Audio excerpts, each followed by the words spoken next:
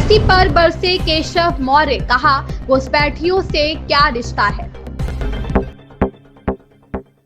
लखनऊ में एआईएमआईएम असदुद्दीन ओवैसी के बयान पर यूपी के उप मुख्यमंत्री केशव प्रसाद मौर्य ने कहा, चुनाव आयोग के अधिकार अब बहस का विषय नहीं रहे, क्योंकि यह मामला सुप्रीम कोर्ट तक पहुंच चुका है। मैं समझ नहीं पा रहा हूं कि कांग्रेस, राष्ट्रीय जनता दल, ओवैसी, ये सभी लोग क्यों भड़के हुए हैं। क्या इनका इन घुसपैठिए मतदाताओं से कोई संबंध है? क्या इन्हें इनसे कोई राजनीतिक लाभ मिलता है, या एक बहुत अच्छा प्रयास है और इसका स्वागत किया जाना चाहिए था। अगर किसी का निधन हो गया है और वह अभी भी मतदाता सूची में है तो उसका नाम हटा दिया जाना चाहिए। अगर कोई भारतीय नागरिक है तो उसका नाम मतदाता सूची में बना रहना चाहिए। अगर कोई विदेशी घुसपैठिया मतदाता सूची में आ गया है तो उसका नाम वहां नहीं होना चाहिए। जिस तरह से वे हंगामा कर रहे हैं उससे समझा जा सकता है कि एनडीए ने आगामी बिहार चुनाव में भारी बढ़त बना ली है।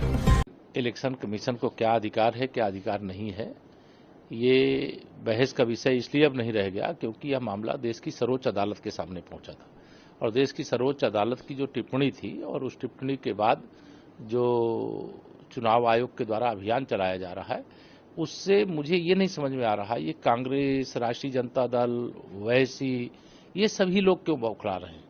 ये जो घुसपैठिए जो वोटर हैं, क्या इनकी कोई रिश्तेदारी है उनसे इनको राजनीतिक रूप से लाभ मिलता है? अरे ये तो बहुत अच्छा प्रयास है, इसका स्वागत होना चाहिए था, इसकी सराहना होनी चाहिए थी और सभी दलों को करना चाहिए था। अगर कोई अभी संसार में नहीं रहा, मतदाता सूची में बना हुआ है तो नाम निकलना चाहिए।